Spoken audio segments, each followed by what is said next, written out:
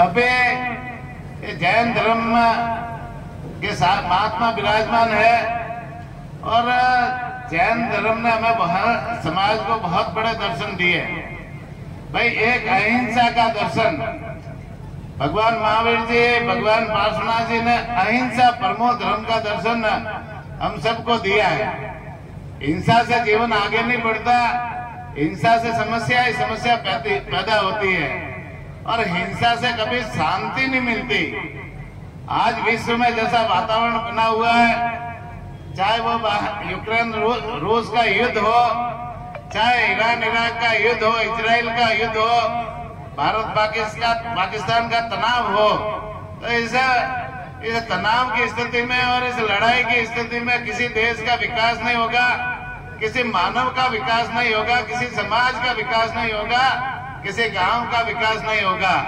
ऐसी परिस्थितियों में आज के इस युग में भगवान महावीर जी और भगवान पार्श्वनाथ जी के जो है ना अहिंसा परमो धर्म, इस संदेश पर हम सबको चलने की आवश्यकता है। हम अहिंसा के रास्ते पर चल करके शांति कायम करें और शांति के रास्ते पर चल करके हम अच्छे समाज का निर्माण करें, अच्छे देश का निर्माण करें, हमारे राजस्थान का भी निर्माण करें। यही मैं आप लोगों से कहना चाहूंगा।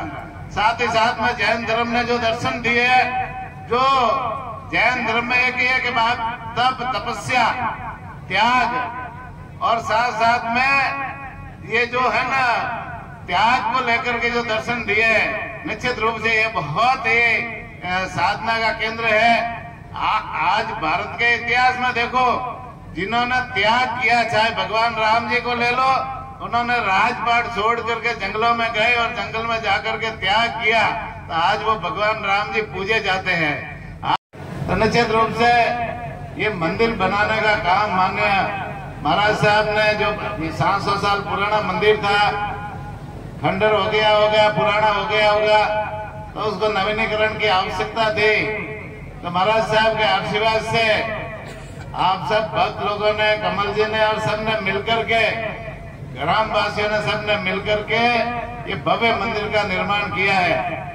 निश्चित रूप से ये जब तक गांव रहेगा, मंदिर रहेगा और गांव के लोगों को या मंदिर में आकर के पूजा करने का अवसर मिलेगा, अपने परिवार को भी भगवान का आशीर्वाद मिलेगा।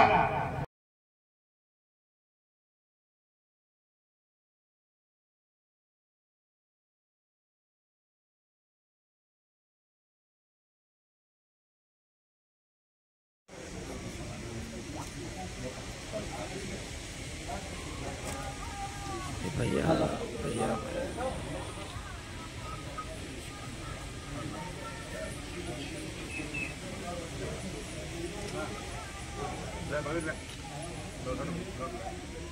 नोट और भर दो, एक और भर दो, नोट करना।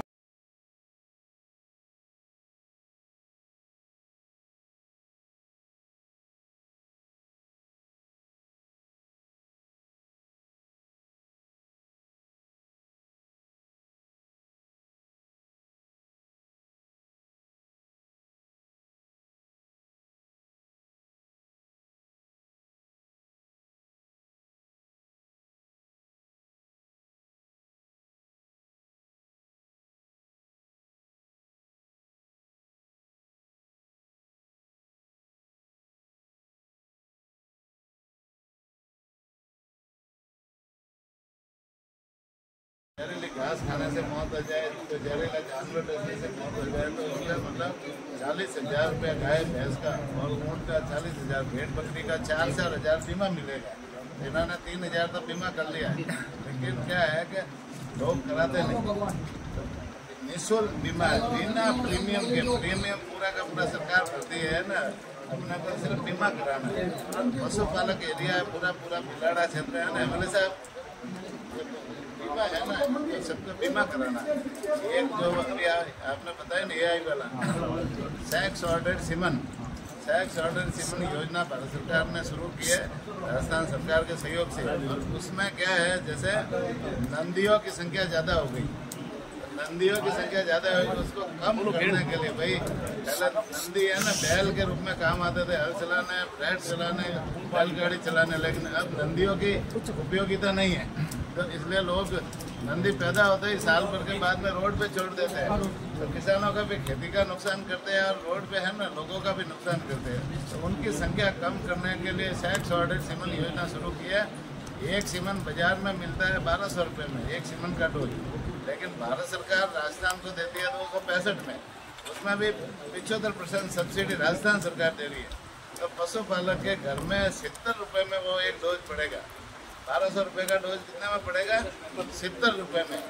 वो गाय के एक डोज लगाओगे तो 90% बछड़ियाँ पैदा होगी, बछड़े पैदा नहीं होंगे तो नंदियों की संख्या धीरे धीरे कम हो जाएगी। तो ये दो योजना है ना, ये पशुपालन विभाग की है।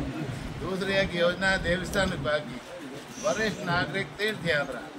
वरिष्ठ नागरिक तीर्थ यात्रा में 60 साल से ऊपर वालों को हम देश भर के जितने बड़े बड़े तीर्थ स्थान है, चाहे अयोध्या हो, रामेश्वरम हो, जगन्नाथपुरी हो, कामाख्या देवी हो, ये जो बड़े बड़े तीर्थ स्थान है उनकी यात्रा कराते हैं। तो अभी जून महीने में पोर्टल खुलेगा, पोर्टल में आवेदन करना है। आवेदन के बाद में उसमें नोटरी होगी, नोटरी में जिसका नंबर लगेगा उनको निःशुल्क इन तीर्थ स्थानों की यात्रा कराएंगे।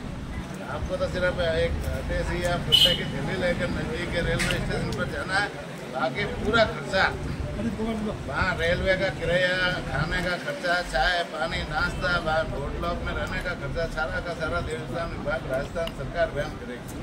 ये इन योजनाओं का है ना इस क्षेत्र में ज़्यादा से ज़्यादा फायदा मिले। बाकी तो भारत सरकार और राजस्थान सरकार की बहुत सारी योजना है, 500 से ज़्यादा योजना है।